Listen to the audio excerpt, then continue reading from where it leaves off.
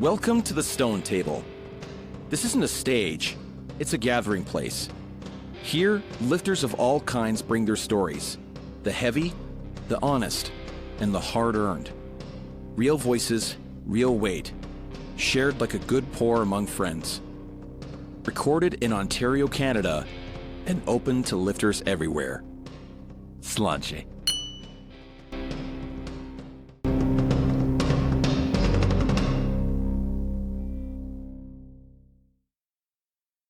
Welcome back to the Stone Table podcast. I am your host, Rebecca Innes. When you scroll through Bryce's Instagram, otherwise known as the Unknown Strongman, you don't see platforms or crowds very often. You see bare feet on earth.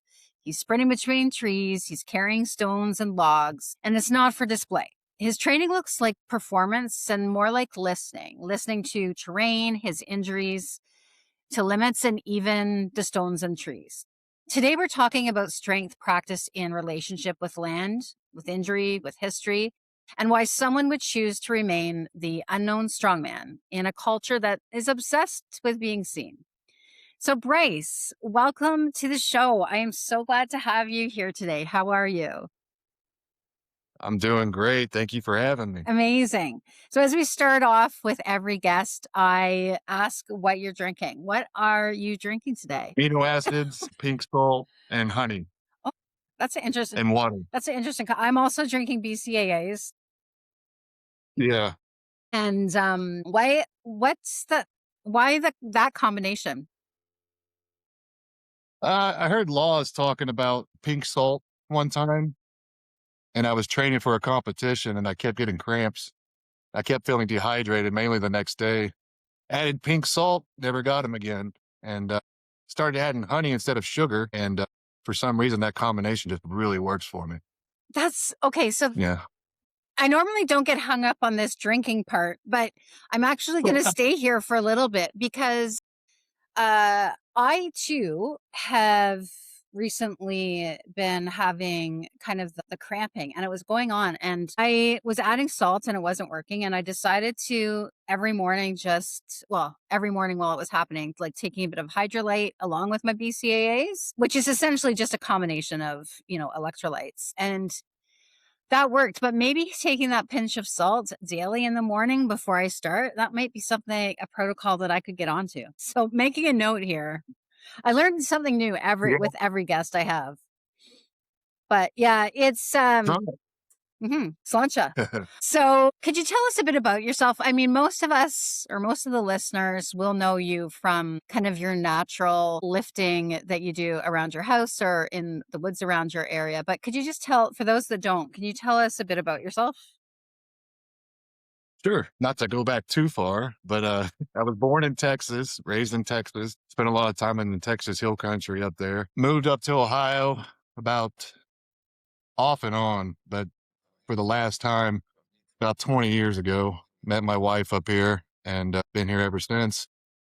I work odd jobs, construction. I like the freedom of it. A couple years ago, I built a stone wall for a friend. Ended up spending months doing it. Didn't make a lot of money, but I enjoy every bit of it. Digging up each stone, cleaning them, putting them into place. And that's when I started stone lifting. I'd done a little bit before, but that's when I really started noticing the benefits of, how I was looking, and I started implementing stones more. Back in 2016, I started trail running and wanted to be fit. I'd been working in construction my whole life. I wasn't, completely out of shape, but I wanted to have muscles, I wanted to look good and I wanted to feel good. And, I knew that being outside made me feel good. Ever since I was a kid, I would go out and pray or meditate, even as a 9-year-old. And I love being out there. So, I started implementing stone lifting, and I thought I can't be the only one that's doing this. Like someone else has to do it. I have social media. So in like 2020, 2019, something like that, I looked online and I found this whole giant community. Mainly the one video of Mateusz Kieliszkowski doing the manhood stuff, or the the one. Yes. Everybody knows the one. Yes. And I thought I want to do that, and I started training with stones, and then 2023, first time ever in a gym, went and started training for strongman events. And to this day, I like to combine both of them the same. Mhm. I'm just a country guy. I've lived in the country my whole life. I love the woods. I love the wilderness. Lived in a couple cities, didn't care for them. And I like things to be simple, you know? Yeah, and we're going to get on to that with your training Yeah. but I think I want to first segue into this because you and I stuff your cake hole, which is her Instagram handle, have something very much in common. And I want to start off slow into getting into the strength and stone piece. But let's talk about Okay. the barefoot lifting and being outdoors. Like what changes in your body when you take your shoes off? And you go out and you're training that way? Because you pretty much train that way, I would say 90% of the time. Sure. Yeah, definitely. There's like a lot of grifters in the States nowadays with the barefoot stuff. They try to sell you shoes. I saw the other day a program for telling people how to walk barefoot, and people were I don't wanna be confused with one of those people, you know? Mhm. So I'm not a scientist, I'm not a doctor, but when I began running trail when I was a kid, I grew up, I was barefoot 90% of the time. You couldn't hardly keep shoes on me. But when I started running trails back in 2016-ish, I bought a pair of trail running shoes, and I kept tripping over roots. And, one day I forgot my shoe and, decided I was gonna go anyway. It was a dry day, and I noticed that time I didn't trip on any roots and I had a great connection with the ground. But most of all, it felt different. It's like I had a connection with, like I was really in the woods. After a few months, it was like I started getting new muscles on my shins, on the tops of my feet. My knees felt better. My hip felt better. And that was just it from there. It's the only way for me. And it's really, there is something out there. There's a connection out there. I don't know what it is. I'm not going to say what it is, but there's something out there. It's God for some people. It's whatever, science for others. But for me, it's there's something out there that just about fixes everything. And being connected with the most possible way, best possible way, in the water, barefoot, wrapping your hands around a rock or a log. It's the only way for me. That's all. Yeah, I'm the same. I grew up on a farm and was barefoot all my life until I had to enter the workforce, essentially. I mean, I still go out barefoot Yeah. and lifting stones and when when I can. Obviously right now with minus 26-degree weather outside, it's not intuitively something I would do, but in the summertime for sure. There is something about how it almost changes your center of balance. I don't know, or maybe like your proprioception, and Yeah. like it further grounds you into the earth. And like, do you find that when you're lifting the stones or the logs, anything that's kind of natural, that proprioception kind of changes? Yeah. It's like something from the earth coming up through the bottoms of your feet Yeah. into your legs, into whatever you're doing. Yeah, It's the craziest. it is. And Mm. there's something else when I was looking through your Instagram that I noticed because I feel like we were talking about this before we got on here, but sometimes with in the stone lifting, when you see it on the social media, we forget that it's actually in nature and we forget that it isn't about the PBs and the PRs. It is and it isn't. But it is really Right. about getting back in my view, back into connection with earth, with history, with yourself through grounding, through Mother Earth. And a couple of years back when I had kind of that midlife mental breakthrough, I really started, that was when I started more barefoot walking, and I started a practice where I would listen to trees, and it's called listening to trees, but like you would basically go up, it's just similar to how you do stones. And for people that do not understand this, there is a whole science behind this. It's not something that Bryce and I are making up here. But Real. It's real. Israel, could you talk to us about what listening to the trees means to you and how like you practice it? and how it relates Sure. back to how it relates to your training, because it very much is, in my view, a part of training your physicality and your spirit. Yeah. Uh, I I don't want to minimize it by saying what I'm about to say. Like if I try to put it into words, but what I mean is what it caught taking off my shoes, walking the trails, sitting down, putting your hands on a tree, listening to the wind blow through the branches. Mm-hmm. It completely centers me, and it gives me the energy, the confidence, the peace. Like I could be having the worst day in the world. I stop and listen to the trees, to everything around me, the bugs, the bugs on the trees, the birds. And it's like something, old, Mm-hmm. something very, very old that I have no explanation for, that just is like, we belong out there. Yeah. It's just so important. And I feel like it's something we miss, you know, a lot of people miss it. And it's like I gain a peace and a strength from it. And I don't know what the trees are saying, but I feel like it's something that goes from there to here, and up through the ground. And it just envelops me.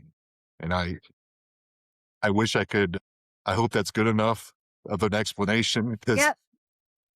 but I don't know. I can't express the feeling. It's so good. Like I said, when I was younger, I would go out and walk for hours in the woods. It was like, it just didn't matter what was going on in my life. There was something out there that just kept calling me out there. I would go hunt for deer, and my dad knew I was just going out there swimming. And, what I would do is I would go out there and swim. He'd send me out with 2 guns, and I'd come back maybe once every 3 weeks with like a deer or something, but down in Texas. But it's because I love being out there, even on my own. I spent a lot of time alone, and it was out there that I didn't feel alone. I love this because I'm having this conversation with you because when I do look at your Instagram, like it's kind of an interesting dichotomy, if you get what I mean, like, because I never expected when I was going through your like Instagram that you would be so like connected to that nervous system regulation, that kind of oneness with the earth. Although it doesn't surprise me in a way too, because of how you train. But I think the takeaway here is, for me and for others, is when I was in Scotland, my first trip, I rushed through all the stones. I looked at a few things. It was beautiful and gorgeous. And I listened to Jamie's accent or what have you, but I wasn't really in the moment. And the second trip that I've done to Scotland, I took my shoes off. As you said, I listened to the water, the river, the trees, the wind. I can savor every single moment of every single stone that I picked up or that I didn't pick up. Yeah. And if I could encourage anyone, is to make that practice to ground yourself, throughout the whole process, and it not just be about lifting a stone to shoulder for the first time, world record or whatever it is. It's a practice that can be so much deeper than that. But Absolutely. I won't go too much more into depth with this, but if just to leave listeners with, give it a try and try barefoot lifting, try listening to and being in the moment, looking at, 5 different things around you, just to be there and not to be on the conquest to lift for something. So It's like removing any sort of like outside chatter, any of the stigmas of being barefoot in nature, or, looking silly, or any of the things that we sort of hold on to, in modern days. You can let all that go. You can have a really great experience out there. It's just something ancient and old, and it's been done for millennia. Stone lifting. Yeah. And so do you feel like when you lift stones, it's not just the physical feat, but it's less about the object and more about the place and the timing in that? And tell us where you do your stone lifting. Most of the time, as some people can see, not most of the time. Most of the time recently, it's been with Mark Carpenter. I always, even if when I'm training for a competition, I leave one day a week as stones with Mark. Uh, it's my favorite day of the week. You know, me and Mark, we go out to a place in Springboro, Ohio, and the creek runs clear. And for some in Ohio, there's a lot of flat stones, believe it or not, in the wild. Yeah, you can go buy some and find some. You know as well as I do. There's a lot of great stones here, Mhm. but to find them out in the river in the wild is a very rare and special thing. There's a stretch of river where there's like this.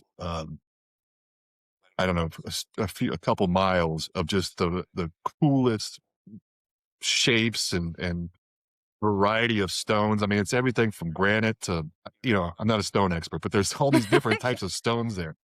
They're like, some of them are huge and some of them are great for pressing and they just have the coolest shapes. And me and Mark go out there. We go out there when it's, you know, 10 degrees Fahrenheit out there. We go out there, we get in the water, we lift, and it's, I love it out there. There's this one stone by my house out here. I call it the Unknown Stone. It's in a mud pit, and people were like, "Why don't you pull it out of the mud pit?" It's like, well, I like the fact that it's so difficult. I could probably pull it up. For one thing, it's in a ravine, and it's about a 300 plus pound stone, and it's gonna be. I need some help. Is basically what I'm saying because it's always mud, and I could probably get it out of there. But I love just the challenge of it. And I actually got my first lift last summer on it, and it was muddy, and there was people hiking, and they were yelling and cheering for me, and I pulled it up, and these people had no idea of knowing what I had just accomplished, a 3-year journey on the stone in this mud pit. And I looked at my camera and I wasn't recording. Oh, But I did get to share the moment with these strangers and in this mud pit. And I called Mark and I said, "You're not going to believe this, man." So he came out and of course he lifted it the first time he touched it. He's such a great lifter. I love Mark. He's one of the best. And I go where the stones are. I was at Steve Slater's house, whatever, his shop, mhm. and they have a 300-pound stone there that I'm getting my name written on. That if you shoulder, you get your name written on it. So I'm ready to. If Steve sees this, I'm ready for that now. So And I can't wait to do it. I can't wait to see that. But people listening are going to think I'm completely biased to Ohio at this moment because I have had so many of you on the show. And it's a hidden bias because I usually when I call or get in touch with the guests, I do somewhat know, like obviously I know Josh Beatty was in Ohio, but I didn't make the immediate connection that you were in Ohio, and nor did Mm. I realize that Powell had been in Ohio as well. But there is something about Ohio and the strength culture and the nature and the land and the type of stones that you have there that for me, it's become a second Scotland for me. And I'm going out there again this summer. I see you've got the Dublin uh, Stone Yeah, the Festival. Baby Brothers. Did you Yeah, did you lift in that festival, the Dublin Irish yeah. Festival? Not last year. Not last year. I was injured last year, but the year before that I did. I loved it. We got hit with a tornado warning in the middle of it. Ended up losing 2 or 3 events. Like they had to cancel them completely, and they would just anyway. There was supposed to be a Husafeld carry and all this other stuff, but they did a really good job of putting on a good show for the people anyway. Considering, and we were out there till 10 o'clock at night lifting stones, and a lot of strong guys, man. Those guys know how to put on a show. I cannot wait Yeah. to go this summer. I'm very Oh, you're gonna have a blast. Yeah, I'm very excited to see that. But one thing I have noticed that you do go out with Mark, and how do you juxtapose kind of I know you're affiliated with the World Strength Games and you do strongman things, but you do also do kind of the natural stone lifting. Can you talk to us a little bit about how you program? Because going through your Instagram, I was trying to see, obviously there's a lot of sandbags involved, but I was trying to see what like protocol you follow. Can you talk to us a bit about what you do, or do you just listen to your body? I do listen to my body. I'm 43 years old, so I've got to listen to my body. I'll be 44 in a few days, so I'm definitely listening to my body. But so it's when I get closer to competition, it'll be 2 days of just running events. But there's always that Monday stone day, and I might chill out on the stone. We're getting real close to it. But my regular program is Monday stones. Wednesday is either a light trail day, which is a full body trail day, which is like really good like strength pump work. It's overhead pressing on stones, log squats, hill sprints, and all done barefoot. And builds like stability and real strength. You get a great pump, and it's all a lot of cardio and stuff like that. And I've started implementing actually every day is static holds with bands. Just like while I'm watching TV, just doing static holds. And it's done a lot of really it's done a lot of really great stuff for me. But it's Monday stone, Wednesday's trail day, and then Friday or Saturday morning is events. And I say Friday or Saturday morning because sometimes my work doesn't allow for Friday evening. But I'll run events and I'll run them heavy. And then I take a good solid day.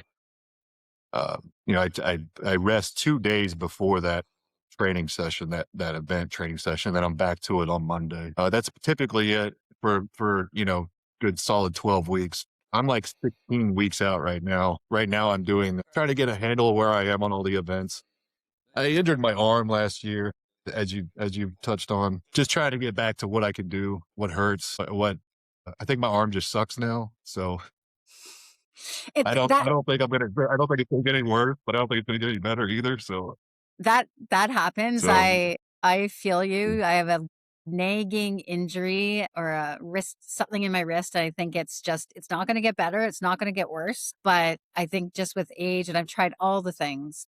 But you've hit on two things yeah. that are really of interest to me because I too do sprinting, and Mhm. I used to do endurance and longer runs, I wanted to keep my strength, and so I've incorporated sprinting at least twice a week. And I want to talk to folks about that because I've seen you do it, and you do it uphill. You do it, well, the ones that I've seen, you've been pretty much doing it uphill. But how do you feel like sprinting supports the stone lifting or supports your strongman work?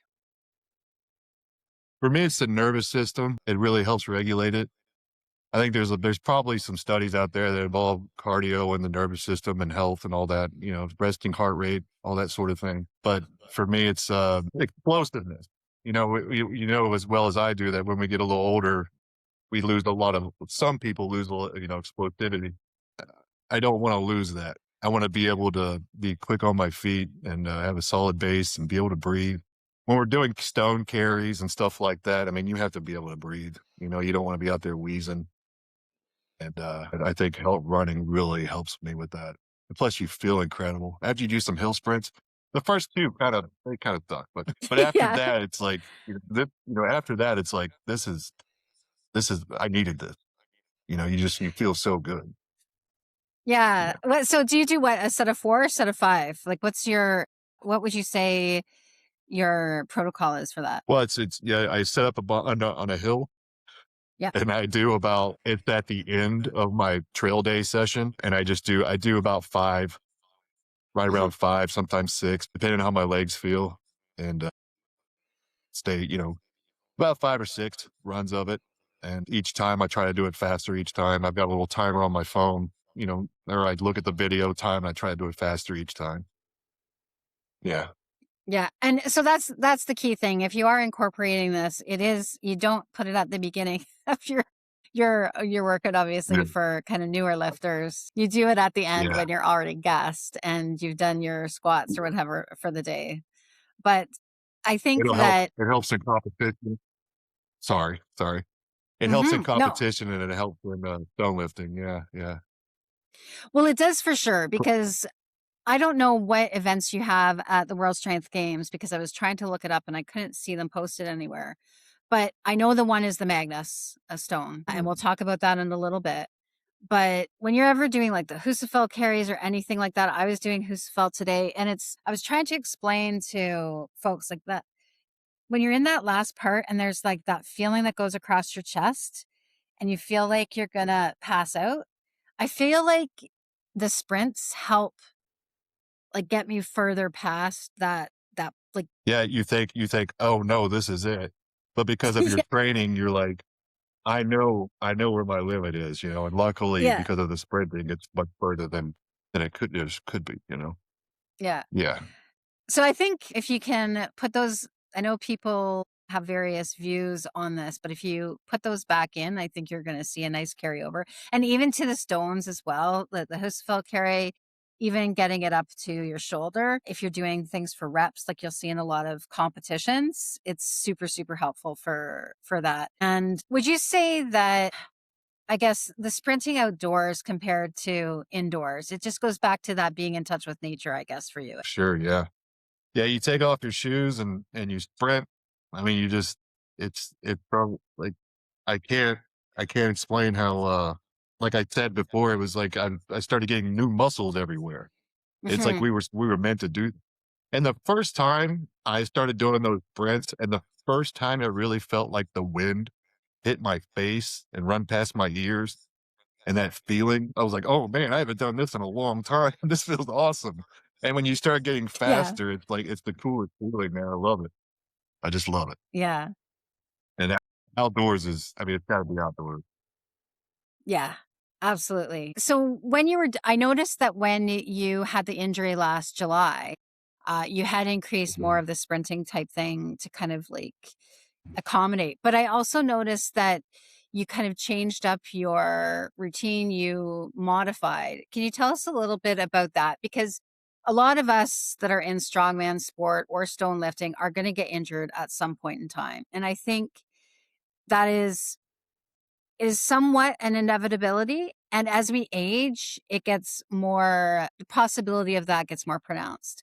And I do feel listeners could benefit from you on the creative ways that you did adapt during that injury phase. Yeah, it sounds crazy, but it was probably the best thing that could happen to me as an athlete because I was able to get back into creative. I wasn't under any pressure to be good at one lift. So I was able to get creative again and just get healthy again. And I knew in order to do that, I wanted to squat, I wanted to press, I wanted to, deadlift. And I needed, how can I do this with minimal, no pain? And if that could keep up, I knew the easy things. I could squat, but I couldn't do the back squat. So I found um, a Mars bar, which is like the real low on the back squat bar.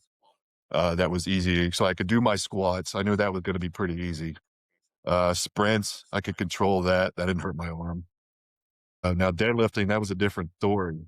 So offset deadlifts, and I wore a strap to try to. I wore a strap around my neck. What I did was I saw the adaptive athletes use the strap, and I thought I want to try that.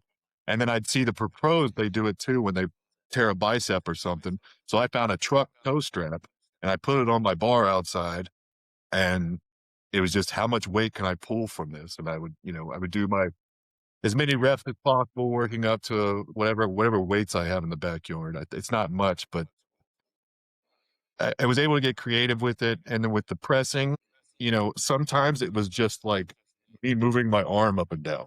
There was no weight in it, but this arm I kept normal. But I would throw more reps on this side, whether I had a little 30-pound kettlebell or, a 50-pound kettlebell on this side.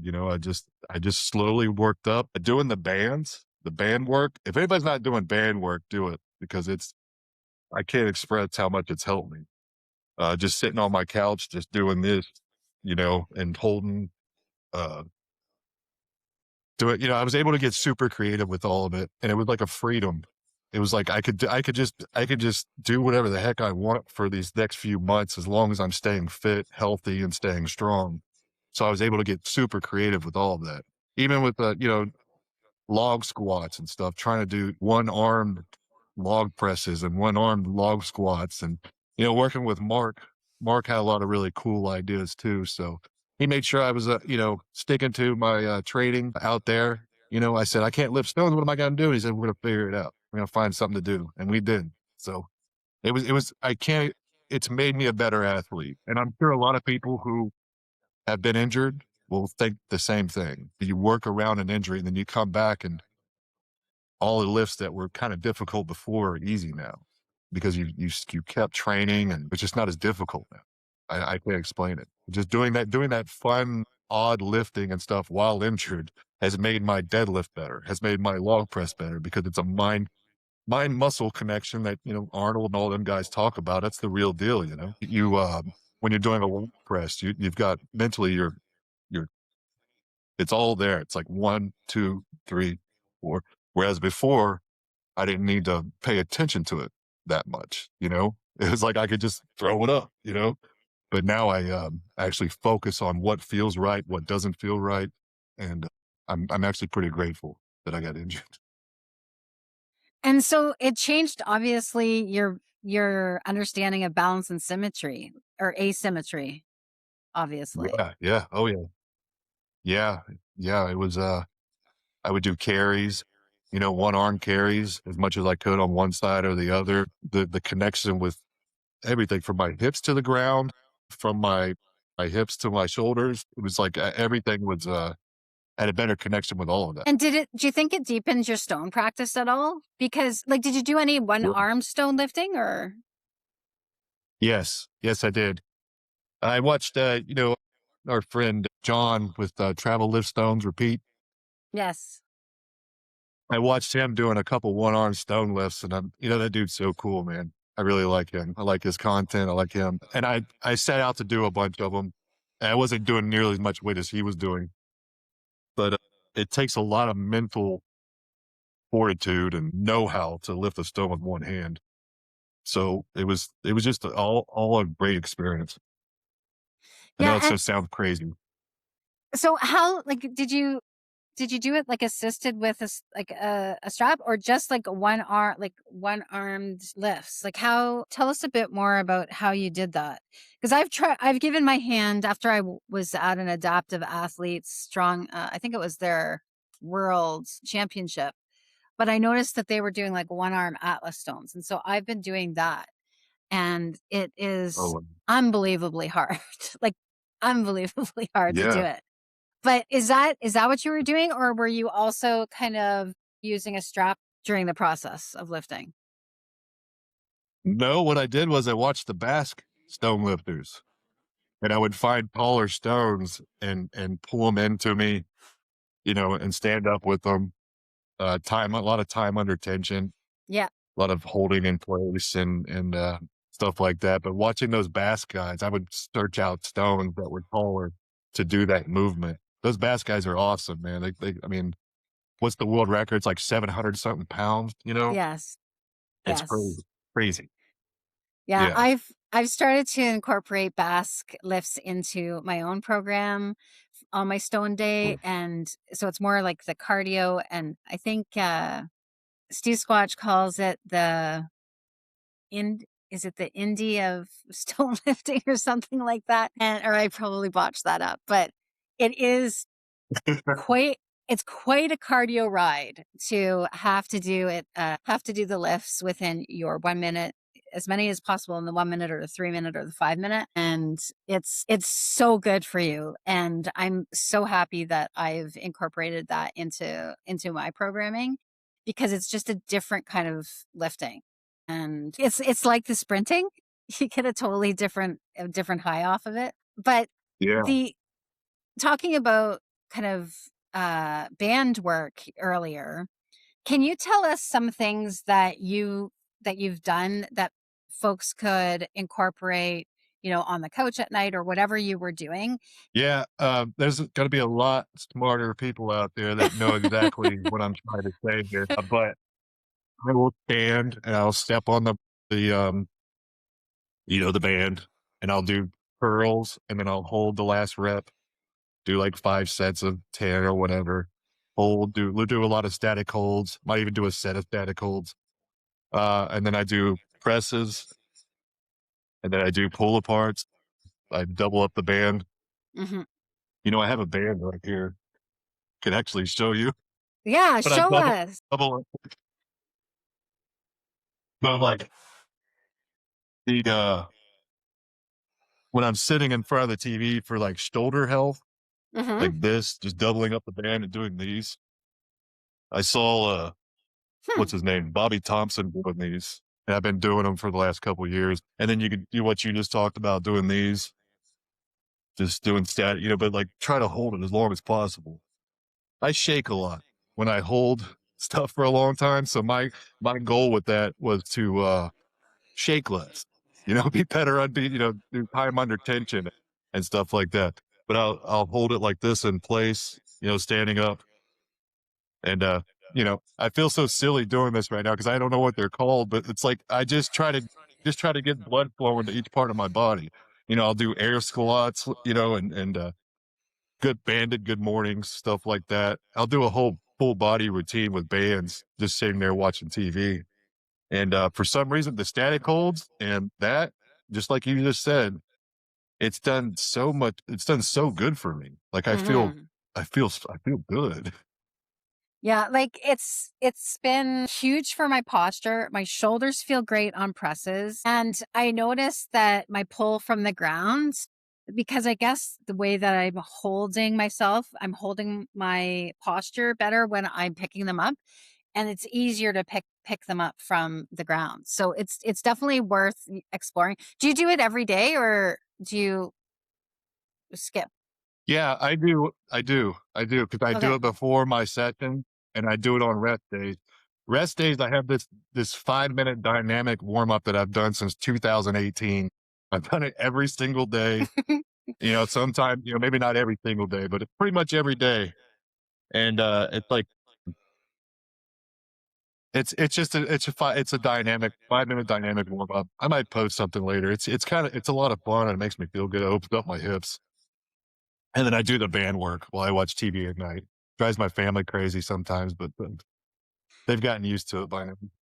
Yeah, like, definitely, because I have all my grip stuff by the couch too, so my rice pail, my grippers, my elastics, Of and then course, yeah. yeah, and we also just got one of those saunas, so I do that first, and then I get in the sauna for a little bit, and it's just been a huge it doesn't take time, and it's somewhat mindless, and, you're doing it while you're kind of with your family and well, watching the TV and it's had huge changes for me. So small investments.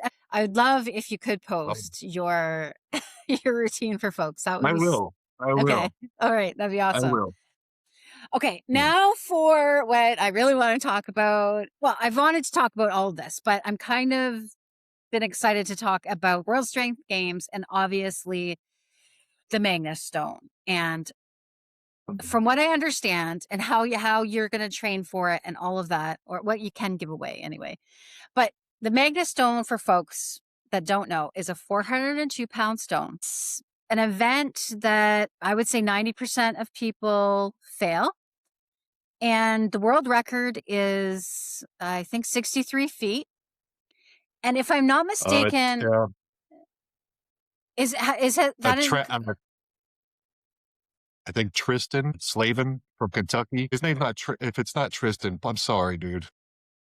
I met this kid a couple of times. I love him, man. He's awesome. He's super strong. He's only like 20 years old. And I think he did it for 100 feet. I Oh think he my has the world gosh. record now. Yeah. I didn't. He did Wow. it in Okay. competition. That's He's so incredible. strong. He's from Kentucky. Um, Wow. I will.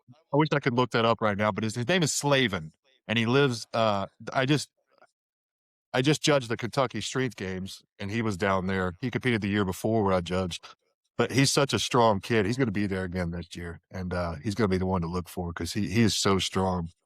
I saw he was doing farmer carries. This kid was 19 years old doing like 375-pound farmer carries for 50 feet and doing them like 8 seconds. I mean, he was anyway. He, Yeah. he's so strong. And doing the research on that stone, I did not see that lift. I did see the one by Carlos Griffith from Guyana, which was also phenomenal. Yeah. Just like to see that, it was unbelievable. So let's talk about World Everybody Strength had Games. failed. Everybody had failed that day. So when he did that, I mean, everybody was genuinely like, it was beautiful. Cause I mean, it was, it was 100 something degrees outside. Everybody had fell the event. And, my friend Corey Anderson from Utah had gotten a carry, and he's a master. He's one of the strongest stone lifters out there. He's an awesome dude, Corey Anderson. Yeah. But he had How, gotten a little bit of a carry. Go ahead. yeah, and okay, so talk to us about, I mean, that event basically is kind of like the do or die, do or die. Tell us how you would train for something like that, because it is not like the Husafell. And I know it's lighter than the Husafell, but it is chunkier, it's thicker, it's completely a different experience. And some strongmen that have lifted the Husafell have tried to lift this one and have had no luck. So talk to us about how you approach that stone, maybe the history of it. I know it's obviously after Magnus because of his affiliation with the World Strength Games, but tell us all about it. Yeah. The only time I've ever seen it in person, the first year I competed there, our division didn't have to lift it, but we had the option to lift it. But I walked up to it and I put my hand on it, and I'm like, I really want to lift this thing, but I didn't train for it. So we had like a 200 something pound stone that we did for distance. So I just did that one. And then ever since then, I regretted not lifting it, at least trying. But Mhm. watching people fail, I mean, just fail over and over and over again on this stone, I'm like, I have to lift that stone. So ever since I've left that behind, I've just made it my goal. Like this year, yeah, I can get it up, but carrying is going to be a different story. There's a lot of pain involved in that lift. It's not you watch Travis Ortmeyer carry it.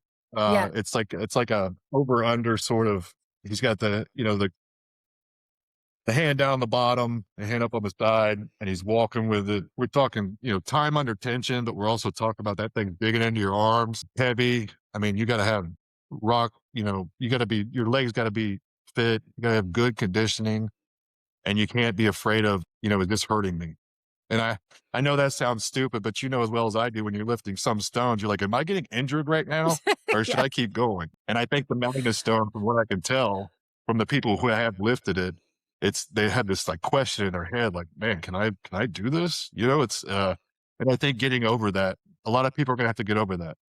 They're gonna have to, it's at the end of the competition. Mhm. You're gonna have to push a lot of that out of your head. You're gonna have to push a lot of that out of your head. You gotta get down, bite down that thing, pull up on it. It's 402 pounds, and it's not forgiving. It's like you said, it's a crazy shape. I mean, Mhm. it's not, you're not gonna be able to really bite down onto it unless you've got 8 foot long arms, so you got to carry it a certain way. I'm looking forward to it so much. I'm doing like sandbag carries up real high, a lot of conditioning, a lot of time under tension, and making sure my legs are in proper order, and making sure that I'm fed that day of, make sure I'm fed, hydrated, rested. And even, I hate to say this, but even if I have to, not give it 1,000% on one event, I'm going to do that just so I can carry that stone. And I'm going to give my best on every event, but, maybe if we'll see how the points are, but I'm going to lift that stone this year. Now, whether or not I'm going to be able to walk with it depends on my training and where I'm at that time. I'm super Yeah. excited for this because it's a brute of a stone. But can we talk about technique? Yeah. Because I uh, have carries in my program right now and I'm completely inefficient. And I know of some things that I can change that would make it better. But from your experience, what are some of the key things that we need to keep in mind whether it be a Magnus or a sandbag carry? What are kind of the things that we need to kind of keep in mind when we are lifting this? Because I think right now for me, putting way too much pressure on my lower back and my hamstrings. And I think obviously it's going to, but I think there's some things mechanically that I'm doing that could be better. I'm going to take something from Corey from the Stone Circle. I'm going to take something from his training. And a lot of people shy away from volume, but that young man there has really shown us what high volume training can do. He's not a big man, I think at his heaviest, he was at 165 or something, and the man is, lifting 300 plus sandbags, and it all from high volume training. I mean, literally, the numbers are Mhm. so high. I can't even repeat them right now. Cause like when you hear them, you're like, wow, like 300 reps, even if it took him 2 hours, he did 300 reps with a 300-pound or 250 or whatever it was. It was insane. But Yeah. starting with a light sandbag, whether it's 50, 100, whatever you can do, and just getting that volume in with those carries, lifting your body slowly, incrementally going up in your carries and your weight. Your legs are going to be stronger. Um, a lot of people try to put too many. So some people sleep on sandbag training. There's some real strength, and even like bodybuilding, to even like type stuff that you could do with sandbags. That's so good. And I've learned this from watching Cody. He's awesome, and his Yeah. books and stuff like that. But he's such a cool dude. If you ever get a chance to talk to him, he's awesome. He He's definitely on my but he list did a for lot of sure. he's got a lot of high volume training. And when I first met him, I was doing stone carries till failure. It was only like 150, 200 stones, but I was carrying them and doing them till failure at the end of every single session. And my carries were my strongest point. And when I started doing strongman training, I kind of slept on that. And it showed every time I would try to do a carry event. Hmm. My legs would shake, my back would give out or something. So implementing more carries till failure, or, into training, maybe not till failure, but, a lot of light training, a lot of reps, a lot of volume with the training. It'll be good for you, I promise. And moving up And is when you're ready. and I know that you're not going to be able to do this with the Magnus stone because I've watched a few folks who have lifted and where they place it on their body. But if you're just talking about regular Husafel type stones or sandbags or the sandbags themselves, how would you talk about body positioning? Like where do you want that sandbag and what foot positioning is important, you think? Yeah, your mobility is a bit interrupted on the Magnus stone. Even watching the big guys carry it, it's hitting your legs, so it Hmm. hangs down real far. Just watch the videos of the Magnus stone if you're going to do a stone like that, and carry it accordingly. I like to carry it high because it's good for conditioning and it's good for strength. I get a lot of reps in, but I will throw some low carries in because that engages different parts of the back, and it, limits your walking, your step distance and stuff like that. So, it's like adding in a variety and expecting anything from a carry. Yeah. Whether it's at the beginning of the carry, if you start up high, to the end of the carry where it's dropping down low, you should be able to perform well at any of those times, and try do a controlled drop like we always talk about. Yeah. Yeah, absolutely. Making sure that the eccentric is there. And I noticed in my Right. playback today that I was walking like this and my hands are going kind of duck walk. And that's great for the duck walk event, but it's not so great for the Husafel or carry event. Can you tell us about which foot positioning would have been better for me this morning? Well, that's I didn't see the video, but I there was for you know for me, it's just being able to walk in those awkward positions. Hmm. Sometimes when you get a stone up, I don't have the Magnus stone in my backyard, so I'm not going to be able to train with it. And any video that I watch or anything's never going to prepare me for that carry. You know what I mean? I'm just going to try to watch video, and if it is awkward foot placement or any of that, I want to make sure that I'm strong in that. Yeah. So you see me, I always train on uneven ground, my foot to legs and all that. I want that to be solid all the way through, and I want my back to be strong. And if I'm walking odd or anything like that, I can still control the Hmm. thing, because that's when you see a lot of people go, is whenever they have to take an odd step. Yeah. Hopefully, I'm 6'3". Hopefully I can get a good bite on that stone and get it up higher than a lot of people. But if not, I'm going to make sure that my duck walk is good too. You know what I mean? Yeah. If I Yeah. didn't, if it's in my leg or anything like that, I hope it makes sense. Yeah. For sure it does. Yeah, I think next week I'm going to try to walk as normally as possible and try not to activate my glutes and hamstrings as early with the duck walk. For some say that if you walking outwards like that, it's actually puts more stress on you earlier in the walk than need be. So that's what I'm going to try next week and see if I can get it a bit Is it a further. heavy weight? Is For it a me, heavy weight you're carrying? yeah, for me, it's a heavier weight. Yeah. It's about 200 pounds. So, I like, mean, do you want to, like I was just saying, if you want to get more volume at a lower weight and just really be mindful of how you're stepping yeah, and, implement that and then move up to the 200 and try to keep the same footing if that's yeah, something you want to do. yeah. I definitely, I know what you mean. That duck walk it could be awkward for sure. Yeah. yeah, yeah. So, what other events then are you doing at the World Strength Games in Utah in May? Okay.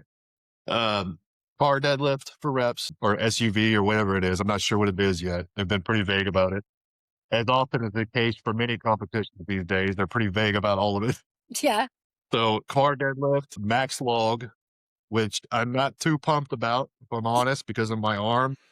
yeah, My log isn't the strongest right now, but it's okay. It's all right. We're going to take precautions. We're going to do our best.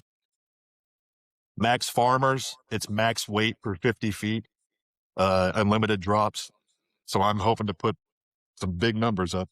Unlimited drops is, you don't want to keep dropping it and picking it back up because it sucks, but it's unlimited drops is, you can really just move some weight that way. It's 50 feet. It's not 100 feet. There's, let's see, max log, max farmers, max yoke. I don't know if you've done yoke before, I'm sure. yeah, yeah. It could be a lot of fun. So I'm really looking forward to that. These are really like, butt kicking events here, man. This is like a really strong competition. I'm hoping more people start coming to this comp because it's so much fun and it's such a challenge. And then there's like a truck pull. So it's a harness truck pull. And I don't know what we're pulling yet. It could be a semi, it could be an ambulance. It's not going to be a Toyota. I know that. So I'm going to try to do my best. I'm going to pull my truck out here as much as possible. Maybe talk to the fire company down there. Maybe they'll let me pull the fire truck. But and it's a Yeah, harness pull, and then you've got the magnet stone. So that's what it is. It was max deadlift, but this year we're doing a car deadlift, which is fine. I'm good for it. Did my first one actually last year at the Blue Tip Strongest in Wadworth, Ohio, and watched a lot of people zero that, and it felt good to get reps in. that is not my favorite event. Yoke is my favorite. Yoke and Atlas Stones are my favorite event. And it's probably why Right. I'm 5'4", right? I used to be 5'6" and I'm 5'4" now. But I could carry some significant weight on yoke. But the that car deadlift, it honestly, for me, I don't think it was a weight thing. It was my technique in the lift, because it's different. Like, it's almost like you have to like rock Lean back. back. Yeah. And I was treating it like a trap bar, and it's not a trap bar deadlift whatsoever. So, but that sounds amazing. I was fortunate enough to talk to some strongmen beforehand that were like, "Hey, I just want to tell you, you got to lean back, dude, because it's different." He's like, "I see you trap bar, but it's different, bud." So I was able to get that in my head before, and I watched a lot of people go at it like a trap bar and fail to lift. So you got to dig in and throw that body weight back.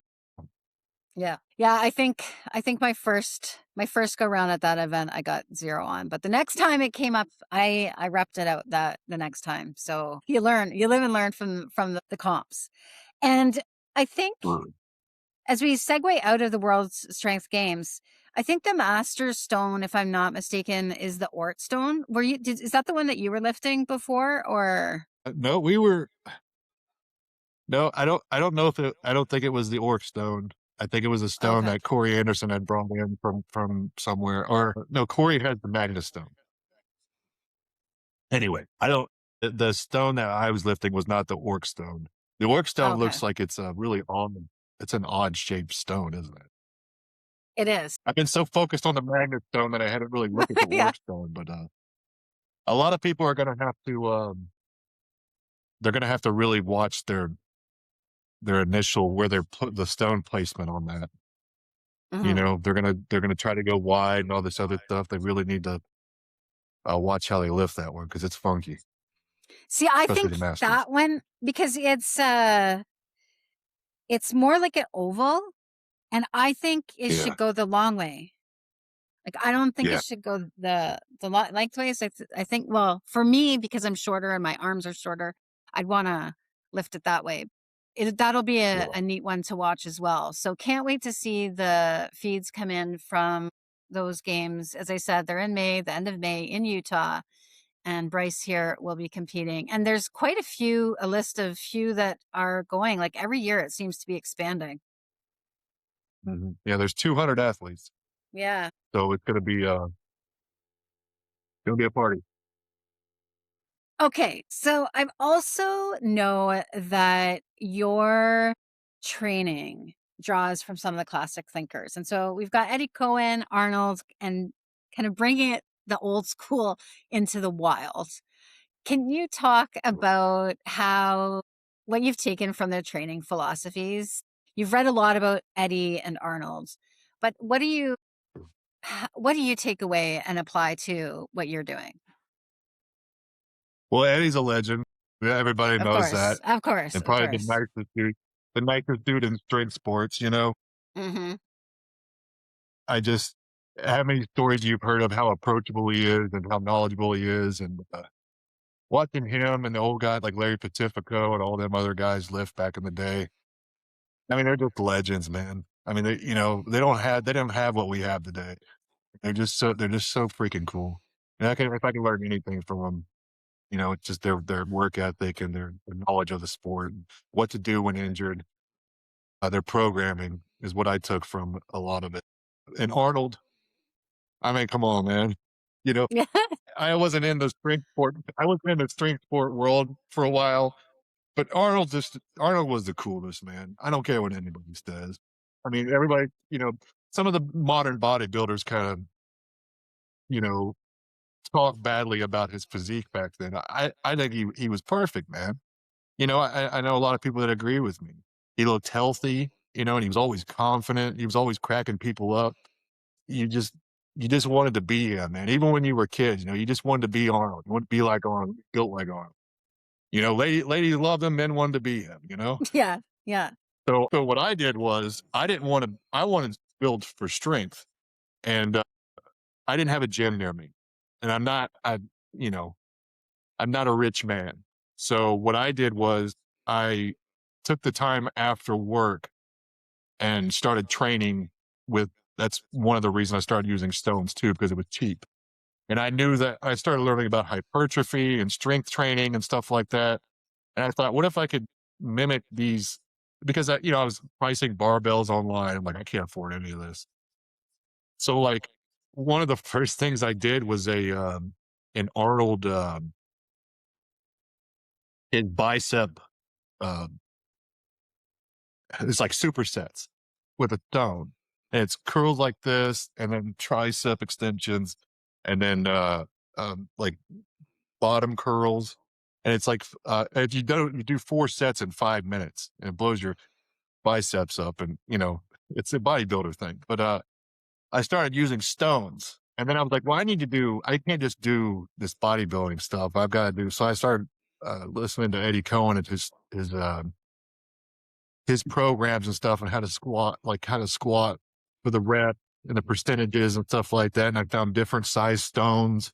I basically mimicked every movement as a power lifter and a strongman or in the gym that I could with a stone. And I built a pretty good physique from it. Before I was ever in the gym, uh, I looked like a bodybuilder. You know, I did. I mean, I was a farm boy bodybuilder, but I was, you know, I looked like a bodybuilder. I had people coming up to me in public and asking me what I do, what I do, but for the gym. And I tell them stones and they look at me like I'm nuts and they walk off. But I just mimicked all the workouts with stones and logs and junk and like scrap metal, anything I could find. I would lift it. It was weight and it was free. It was, I had to pay any money for it. So it was awesome. But those guys really pushed me into the world of Martins Lisi's, Half Thor, Brian Shaw, and then Mateusz, of course, opened it all up for me. And I feel like Arnold and Eddie, I think a lot of us lifters owe them a lot, just for what they've done for the sport, for powerlifting, bodybuilding, and strength sports in general over the years. I mean, look at the Arnolds, it's just, those dudes are awesome. Yeah, they are incredible.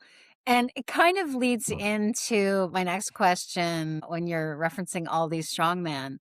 So why Unknown Strongman? What's Yeah. what's the philosophy behind that? Well, I don't get asked that much. But people just think it's like some cool guy thing or something. Like I'm trying to be trying to remain mysterious or whatever. But I feel like there was too much. I didn't want to be tied to any one identity, and I wanted to make a name. Like I didn't want to. Bryce Nickel doesn't sound, like I don't know. Unknown Strongman was just a way to say I'm no, but here I am. I'm lifting these stones. I'm training. I'm going to work. I have a family. Nobody knows who I am, but I'm out here lifting, you know, and that should appeal to a lot of people out there. Like nobody knows who I am, but I'm out there doing it and I'm sharing it with y'all. I'm glad you're here. That's it. And this answer doesn't surprise me, and it hit right on the head of what I expected from the beginning of our conversation. It's the stones don't care. It frees you from comparison. It means it's your own practice. And we are just humbly going through life, all doing our thing and doing Yeah. it the best that we can. And I Yeah. love that. I love that answer. And it's so fitting right now in a world where social media is really, really tough when it comes to trying not to be comparative, in myself trying to compare myself to some of these amazing female strong women stone lifters. And I think being the unknown strongman allows us all to have that journey too, right? Like to be just ourselves, just chasing our own thing along the path. 100%. That's exactly it. Absolutely. And do you think that as we're talking here, I kind of wondered your views around stewardship, because obviously you do a lot of your training outdoors with natural stones in an outdoor space. What does stewardship in this process of stone lifting culture mean to you? You know, um, historical stones need to be cared for. You need to have rules around them. They're sacred. They're important. They need to be cared for, monitors, all that. That's good stuff. I love it. If you're lifting someone else's stones, you listen to their rules. I mean, it's something stone lifters have a connection to their stones, whether it's the first stone they pulled out of a mud pit and started training with when they first started training. That stone is special to them. Um, I think it's super important. And I'm not perfect in this. I've dropped a lot of stones from my shoulder a lot of times. But because I've never been like, it's not because I'm like inconsiderate. It's just because was never like brought in and being like, hey man, we need to set a great example for all the lifters out there and how to care for stones, and particularly ones we want other people lifting and all that other stuff. So, I just did whatever, me and Mark lift, and I would get a lift, I'd get excited and I'd drop the stone. We did, clean the area out and make sure that it's a sand bottom. And a lot of times when you see me dropping it, it's usually on sand. But I think it's important to carry ourselves. I don't believe in like gatekeeping and stuff like that. And if you want to talk to someone about something, maybe something they did, I would suggest talking to them. I'll see a lot of posts where it's like, I hate it when stone lifters do this, and I hate it when stone lifters do that. It's like, well, who are you talking about? You know, Mm-hmm. I have one stone lifter I watched shoulder the Husafeld. Now, this guy he loves stones. He loves the history of stone lifting. He loves strongman. And I watched him get attacked online. And it's like none of these men went and talked to him about it. Mm-hmm. Talk to him about it. And don't call him names. Don't say Americans are like this and this is what happens when America goes in the world. I saw all this negative thing. I lost a lot of respect for a lot of lifters. And I don't Mm-hmm. want to bring drama into this, but if he would have thought for a minute he was going to get that blowback, he would never have done it. He wanted to share something special with the world.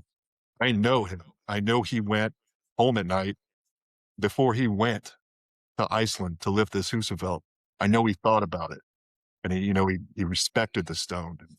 He was able to put it down softly and gently after the shoulder.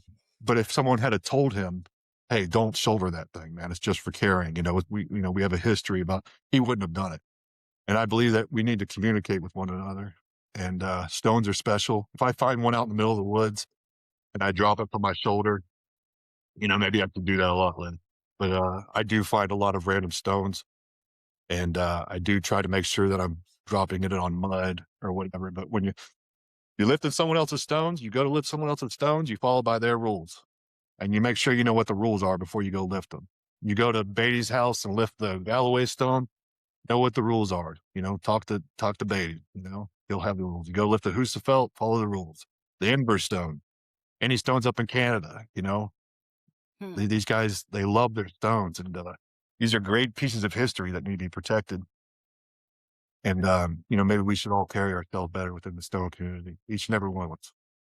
I think that couldn't be more better said. That was something that has been bothering me.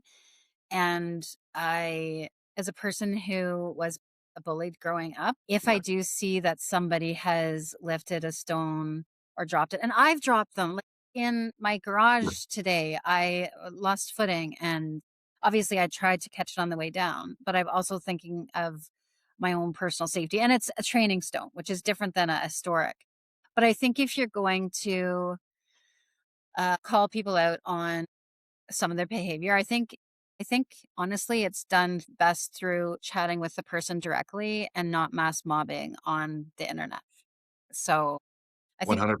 yeah, I think you've made a great point there, because there are a lot of people in the strongman and strongwoman world who have a huge appreciation for the history. And I think there is a element for education, but I do think there is an element for continuing to be a community that is opening to new lifters of stones. And so when you have, because I've noticed in some of your posts, there has been newer lifters with you. When you introduce them to stone lifting, like what do you do? Like how do you get them to that first lift? It's not easy. It's not easy to, when you tell them, like, we're going to go out here to this creek and we're going to lift, we're going to get in the mud and the water and we're going to lift this stuff out of the ground.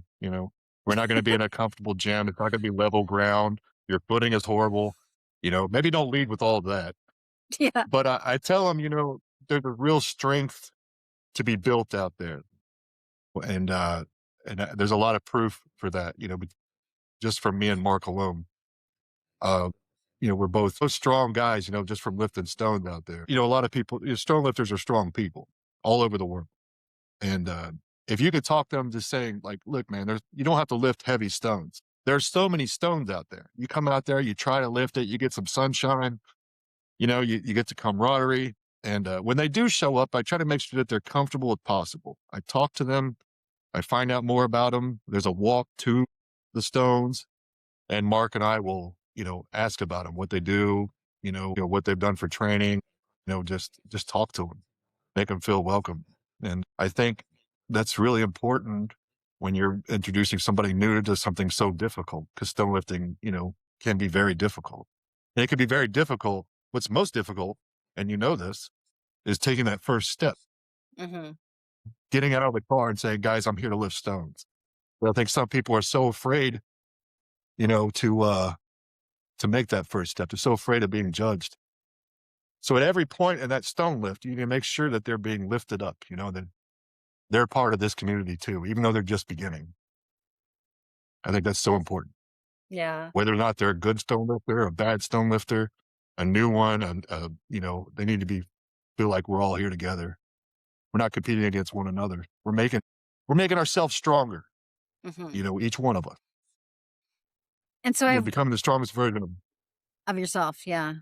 So I have one last of. question before I go into the question I ask every guest at the end. But do you have any? I mean, we've seen stone lifting become part of strongman games. I mean, it has been part, but like I'm talking about like natural stone lifting. And do you have any worries about stone lifting being commercialized, or do you think that the stone culture is such that like that would never happen? I think it's so difficult, and we are getting. I'd say we, but compared to some of these guys, I'm brand new to it. Hmm. So there's so many new people coming in. Um, Hannah and Simon from Germany. I don't know if you know them, but they're Yes, awesome. And Hannah is then, amazing. yeah, and I love seeing that. Jay from Australia. Hmm. Jay. Yeah. He. These I love seeing these guys. They love it, and they're not just going out there picking up one rock and going ta-da. They're going out there and they know they're getting stronger, and they're having that connection with nature. And it's not for everyone, because when you bring it up to the regular population, they're like, "That sounds stupid. That sounds crazy. Why would you go do that?" Even people that go to the gym regularly, they can't wrap their head around going out there lifting stone. I hope it doesn't get commercialized, because then you're just going to get a lot of people who just aren't good at stone lifting, don't care about it, are going to be injured, and it might put a stain on the event. The stain on the. Hmm. So I think it does need to remain a little sacred. I'm not sure how to do that. I'm not smart enough to go into that, but keeping it sacred, and really the history behind it, why we Hmm. stone lift, even if Yes. the connection to nature or the test of strength, like just the touching stone. It's not comfortable, not at the beginning. We've grown fondness for it. It's like a warmth. When I go lift stones, it's like I feel at home. But when you first grab a stone, it's awkward. It hurts. It cuts into your skin. And I think a lot of people are going to be put off by that. Now you can make fake stones and loadable stones and Atlas stones and stuff like that are a little bit safer. But even then, an Atlas stone is just a challenging lift. And but for natural stones, I think I don't know that it'll ever have the mass appeal. I don't think so many people will be doing it. I'm so happy that more people are doing it and understanding the benefits of it, but I don't think it's going to get so popular where we're going to see, stones at Walmart or, something like that. Yeah. I hope not. I hope not. Oh my gosh. I didn't ask you this, but do you have any plans to go and lift any of the historics, or is that on your bucket list besides the World Strength Games and the Magnus? Do you have a stone bucket list or you don't seem like that kind of person to me, but I got to ask the question. Yeah, I've thought about it. I've definitely thought about it. I'm a very, when it comes to, like, I don't want to say stoic, but like when it comes to like very,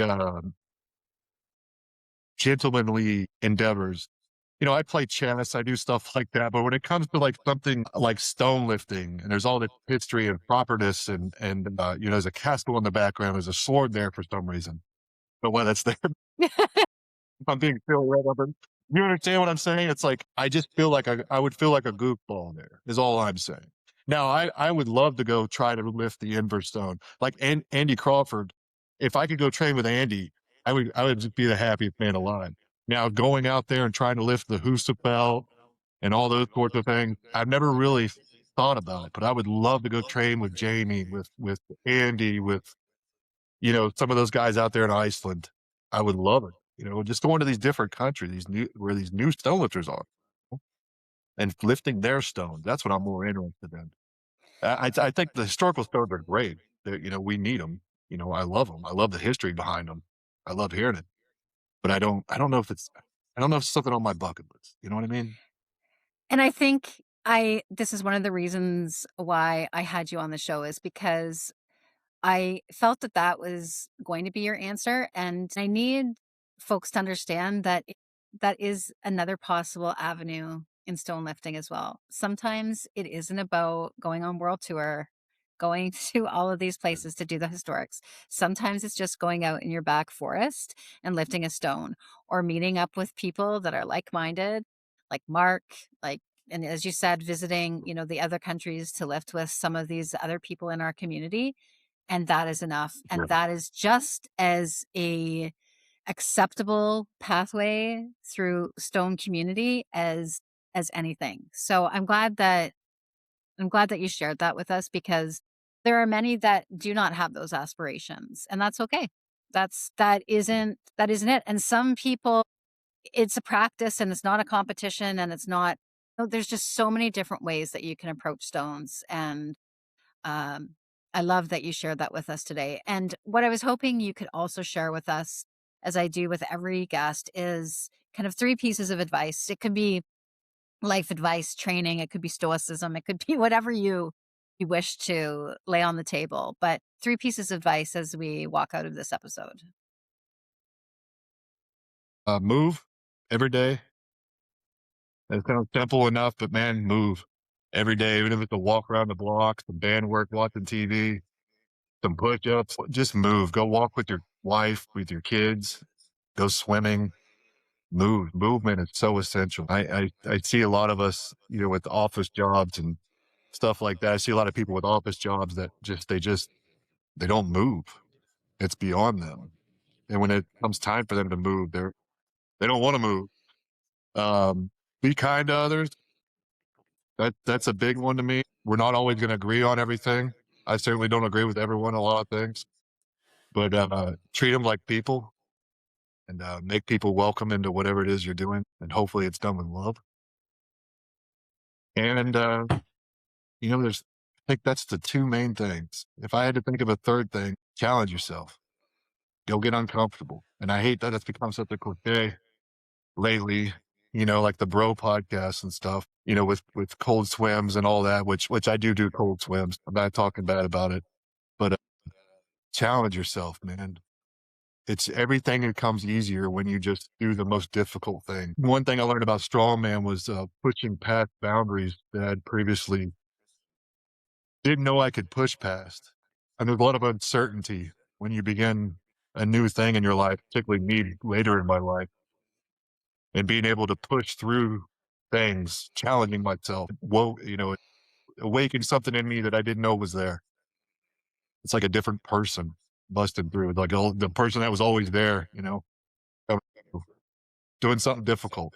It's important. Those are amazing takeaways, and I've absolutely loved this conversation with you. And I do hope that when I come to Ohio in for the Dublin games, that maybe I'll get to see. I don't know how far you live from there, but I do hope that I maybe get to lift a rock or two with you while I'm down there, and see your neck of the woods and all of the beautiful spaces that you share on your social. Good luck with your training. I am fingers Thank you. crossed for you for lifting the Magnus. I think that that would absolutely be incredible.